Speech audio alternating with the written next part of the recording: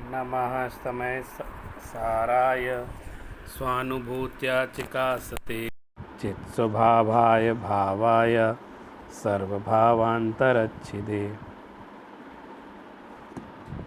आचार्य कुंद कुंद द्वारा विरचित समय सार के पहले अधिकार की 16वीं गाथा आज हम लोग पढ़ेंगे।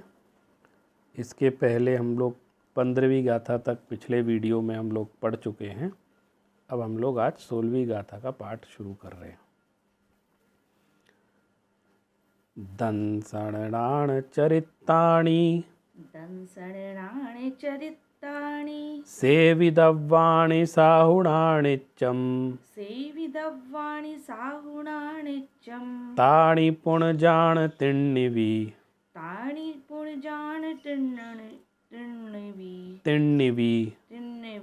अप्पाणं चेविणिच्छयदो।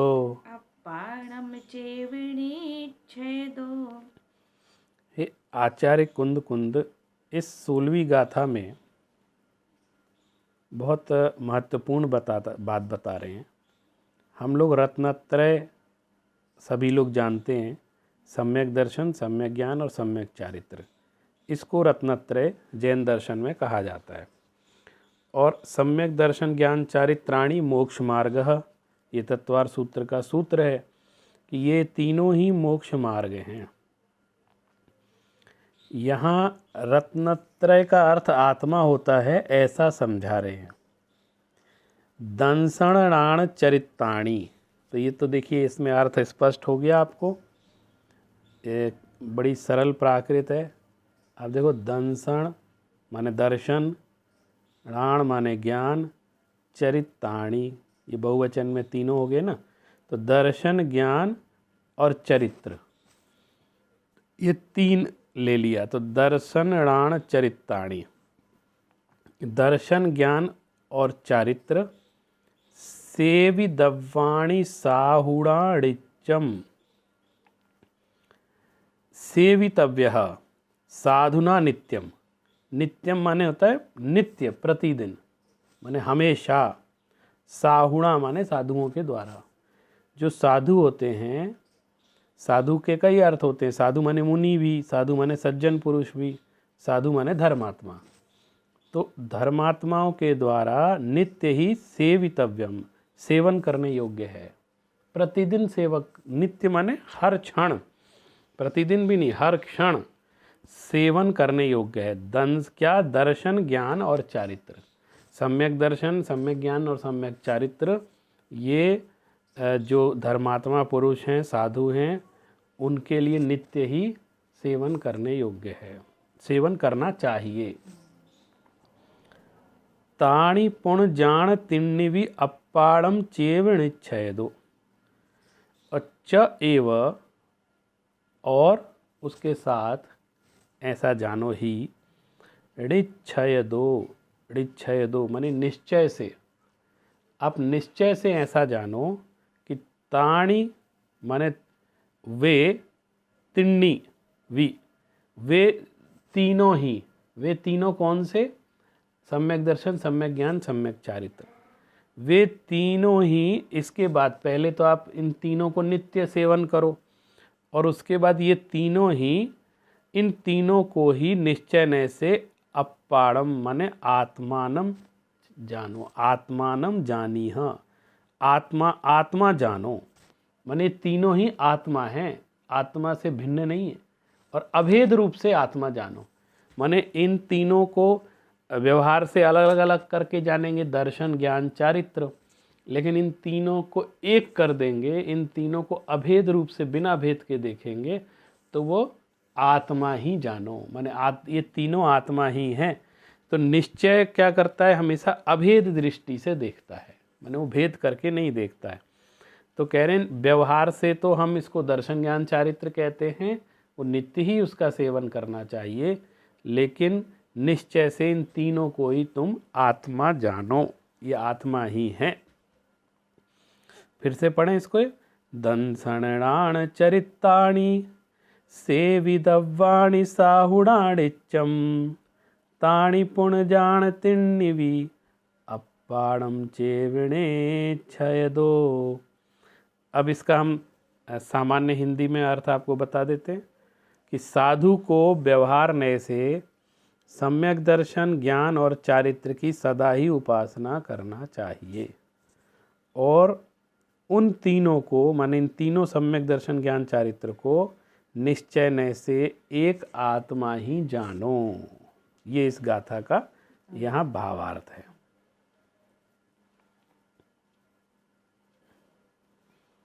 अब 16वीं गाथा के बाद हम 17वीं और 18वीं गाथा को समझेंगे। इनको एक साथ, दोनों को एक साथ लेंगे तभी इसका अर्थ बैठता है। यहाँ हम पढ़ते हैं इसको।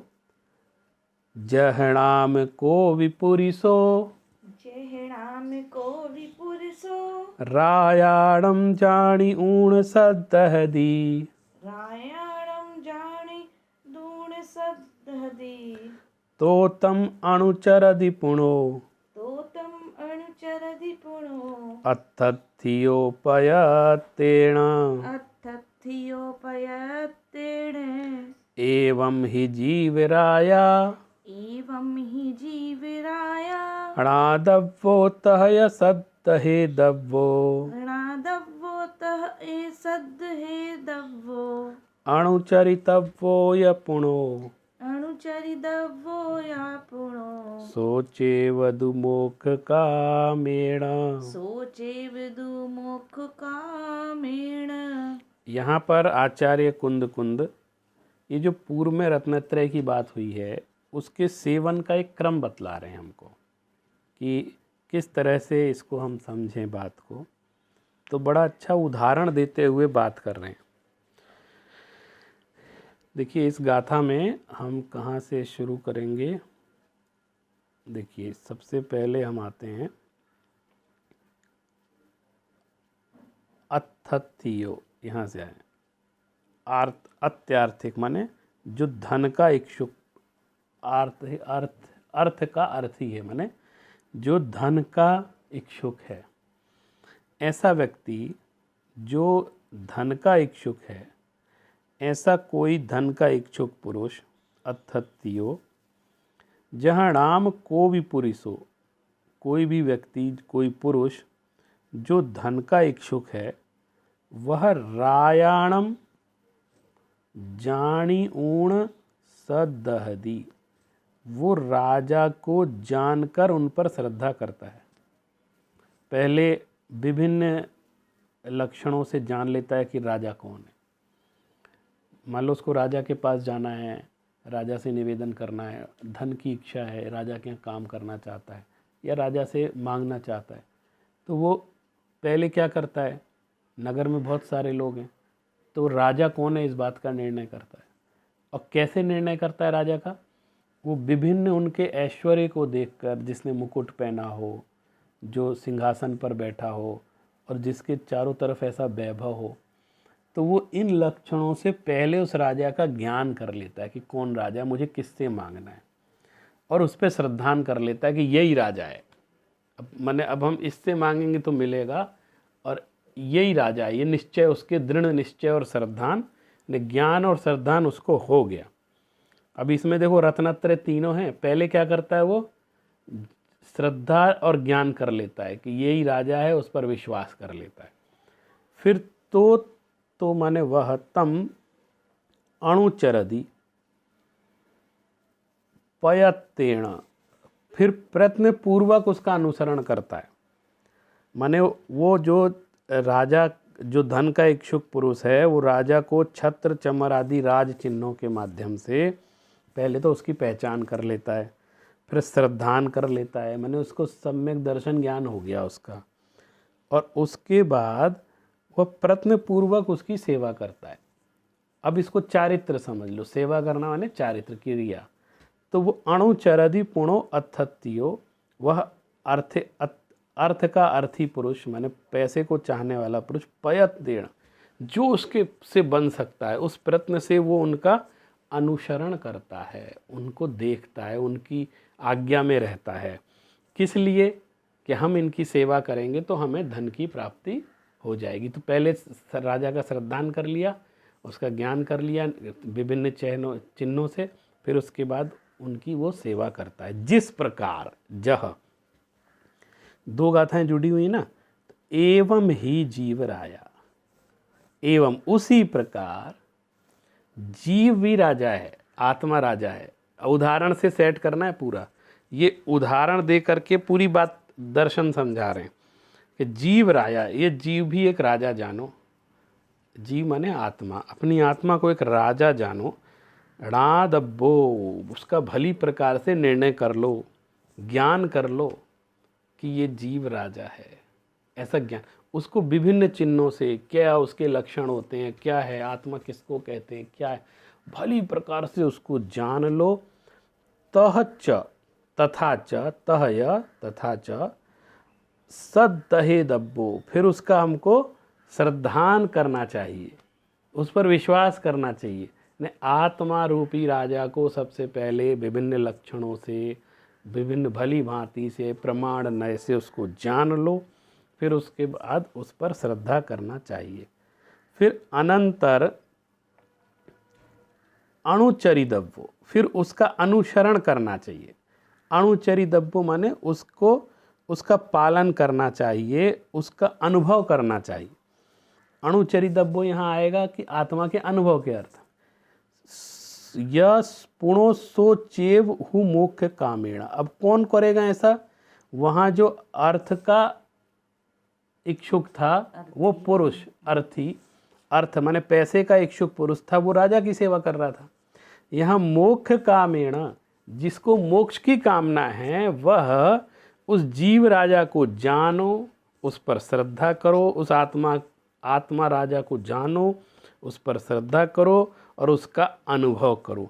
ये उसका रत्नत्रय मोक्ष वाले का, हाँ, दर्शन ज्ञान चारित्र, तीनों चीज़ों के। इस प्रकार वो उसको जानना चाहिए, उसको, उसका अनुसरण करना चाहिए। उसी का, किसका? उसी आत्मा को जानना चाहिए, उसी पर श्रद्धान करना चाहिए और उसका ही उसको अनुभव करना चाहिए। ये 17वीं और 18वीं गाथा का भावार्थ है। बड़े सुंदर उदाहरण के माध्यम से आचार्य ने हमको इस पर उदाहरण के माध्यम से उस आत्मा की जो रत्नत्रय हैं उनको, उनके सेवन का क्रम हमको यहाँ पर समझाया है। अब हम 19वीं गाथा को पढ़ेंगे। कम्मेणो कम्मं ही, कम्मेणो कम्मं ही, एक बार फिर से, कम्मेणो कम्मं हीय, कम्मेणो कम्मं हीय, अहमिति अहकं च कम्मणो कम्मम्, अहमिति अहकं च कम्मणो कम्मम्, जाएसा खलु बुद्धि, जायेसा खलु बुद्धि, अपरिबुद्धो हवति ताव। अपरिबुद्धो हवति ताव। यहाँ आचार्य कुंद कह रहे हैं कि आत्मा कब तक अज्ञानी बना रहता है, उस चीज़ को यहाँ पर समझा रहे हैं। मैंने कब तक उसको हम अज्ञानी कहेंगे? तो कह रहे हैं कम्मेणो कम्मं ही, यह अहम इति अहकम च कम्मणो कम्मम। यहाँ 2-3 शब्द हैं। एक है, उसको देखो यहाँ पे हम बताते हुए देखते हैं, कम णो कम्मम, तो कम्मे णो कम्मम ही, कर्म में, कम में सप्तमी एक वचन का प्रयोग है ना, कम में कर्म में और नो कर्म में, नो कर्म में। कर्म माने, कर्म में तो समझ लो द्रव्य कर्म और भाव कर्म में, और नो कर्म में, हाँ, णो कम्मम। इसमें अहम इति अहकम च, अहम इति यह मैं हूँ और यह मेरा है, ऐसी बुद्धि यदि रहती है, जब तक इस आत्मा की द्रव्य कर्म और भाव कर्म और नो कर्म में, माने शरीर आदि जो अन्य पदार्थ हैं उनको नो कर्म कहते हैं, और भाव कर्म कौन से हुए? जो राग द्वेष आदि भाव कर्म है, और आत्मा में जो ज्ञानावरण आदि कर्म बंधते हैं, पुद्गल परमाणु, जो कर्म वर्गणारूप पुद्गल परमाणु, वो तो कहलाते हैं द्रव्य, जो फिजिकली बंध जाते हैं। और वो जिस निमित्त से बंधते, जिन भावों के निमित्त से, वो भाव कर्म कहलाते हैं। और इसके अलावा इन दोनों से व्यतिरिक्त शरीर आदि जो बाह्य संयोग हैं, वो सारे नो कर्म कहलाते हैं। तो जब आत्मा नो कर्म, द्रव्य कर्म, भाव कर्म और शरीर आदि नो कर्म में यह मैं हूँ, अहकम च, माने यह मैं हूँ और मुझ में कर्म और नो कर्म है। मैंने एक तो यह मैं हूँ और मेरे अंदर ये सब हैं। जा ऐसा खलु बुद्धि, जब तक इस तरह की बुद्धि रहती है, देखो जा ऐसा इस तरह की बुद्धि रहती है, तब तक खलु माने निश्चित ही अपरिबुद्धो हवति, अपरिबुद्ध माने होता है अज्ञानी, तब तक यह आत्मा अज्ञानी रहता है, हवति अज्ञानी होता है। जब तक ऐसी बुद्धि रहेगी कि ये कर्म नो कर्म मेरे हैं, ये मुझ में हैं, ऐसी जब तक बुद्धि रहेगी तब तक यह आत्मा अप्रतिबुद्ध रहेगी, अर्थात अज्ञानी रहेगी। माने ज्ञानी आत्मा तो वो होगी जो भाव कर्म, द्रव्य कर्म और नो कर्म ये मेरे नहीं हैं, मैं ये मेरे में नहीं है, ये मेरे नहीं है, ऐसी बुद्धि रखेगा तो ज्ञानी होगा।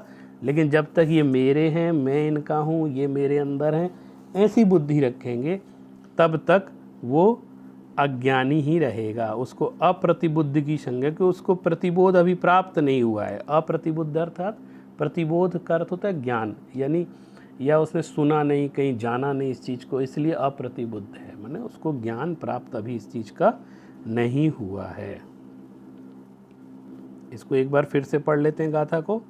कम्मेणो कम्मम हिय अहमिति अहकम च कम्मणो कम्मम जा एसा खलु बुद्धि अपरिबुद्धो हवति ताव। इस प्रकार आज हमने 19 तक गाथाएं पढ़ ली। अब इसके बाद की गाथा हम अगले वीडियो में, अपनी अगली कक्षा में उसको हम सुनेंगे और समझने की कोशिश करेंगे।